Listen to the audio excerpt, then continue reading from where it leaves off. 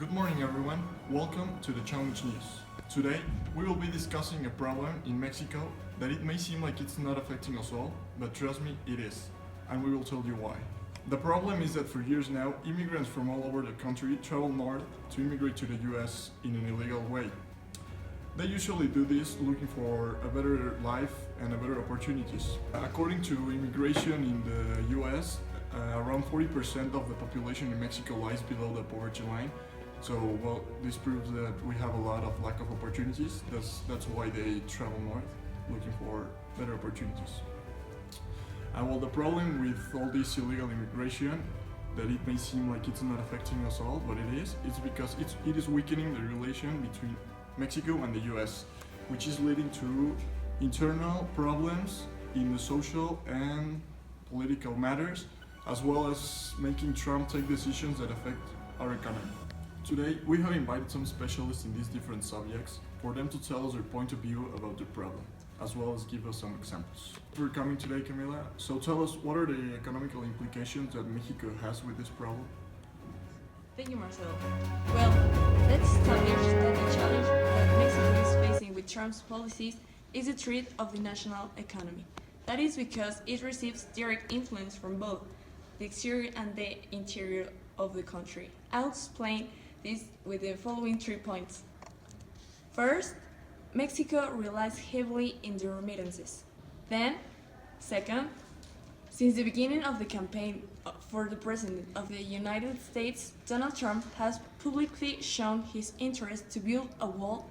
Third, as this challenge continues to evolve, the Mexican economy authorities, such as the Bank of Mexico, are taking action for giving a temporal solution for the challenge. The principal action that has been taken by Banxico is raising their interest rate from 5.75% to 6.25% for controlling the value of the US dollar against the Mexican peso.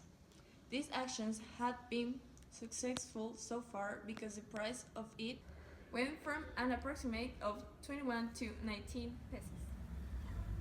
Well, thank you, Camila. As we can see, there is an economic problem here, but it is not the only one. It also affects in other ways, for example, the society. So secondly, we have the Stanford social specialist Beatriz, and she's here to talk about this impact. Well, thank you for coming today, Beatriz. Can you tell us more about how this problem is affecting us in a social way? Of course, Marcelo. The part of the society that is most affected are the Mexican migrants going to the United States or that are already there. They are afraid of being deported because they feel trapped, as they left their country to search a better job or better opportunities, and then they deport them and force them to stay in somewhere they don't want to be. This causes a huge impact in them. The families are also affected because of the lack of love and the separation. According to Marta Crenshaw, the effects are depression, stress, and intrafamiliar violence. There are some NGOs that are helping migrants, such as the United States-Mexico Border Philanthropy Partnership that only took for a prosperous border region. They research about this issue and try to protect the immigrants because they think that there's no one to help them. And as one of them said, I was trying to wait for the time for someone to do something until I realized I am something and I am someone. Also, there's a civil association called Centro de Estudios Fronterizos y Promoción de los Derechos Humanos, which promotes human rights, watching over them and implementing them. But it's important to emphasize that it's not real help to the people directly.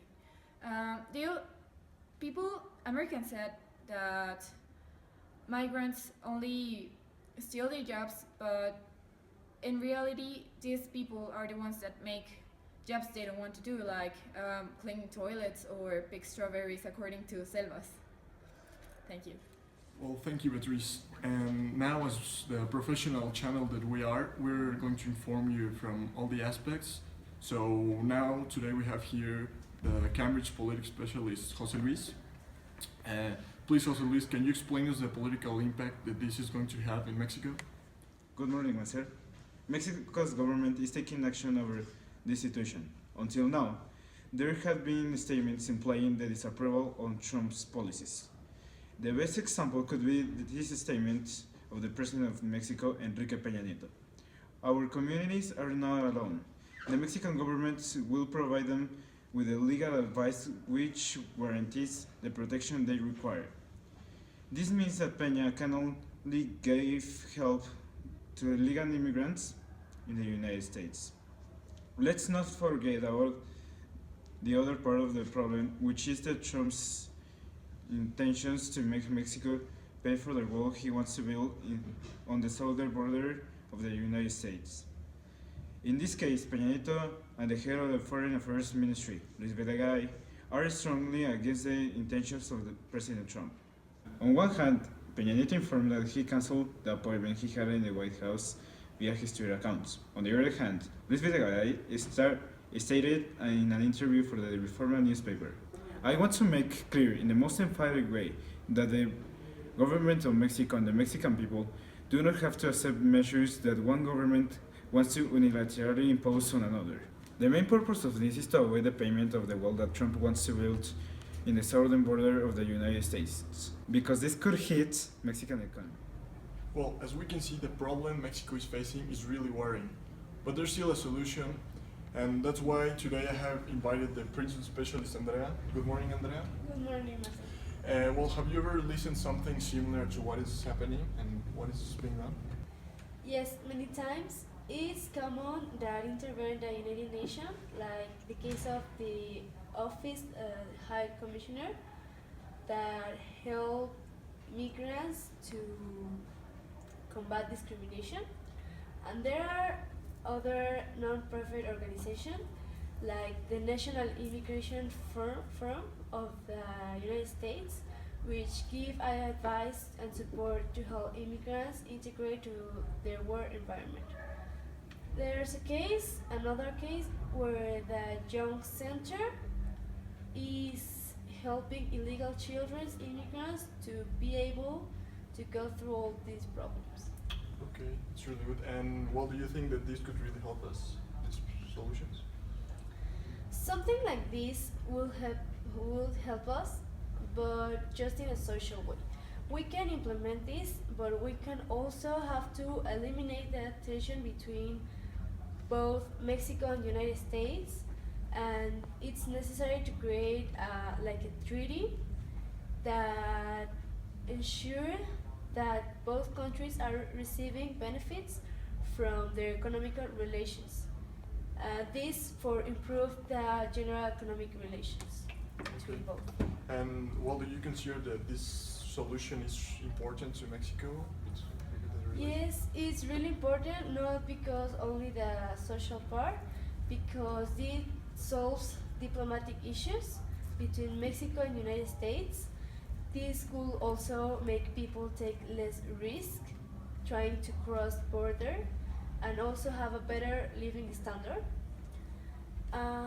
Mexico would also lose less workers, which improve our economy, and there will be lower illegal immigrants, and people searching the honest jobs. Well, thanks a lot, Andrea. I think that your proposal is really good. Well, to conclude, we can see that this is a problem that is actually affecting us all, either it's in a direct or indirect way. And well, here is the proposal that we have. We hope that you like it and that you support it. And this has been the Challenge News, and I hope you have a really good day. Thank you.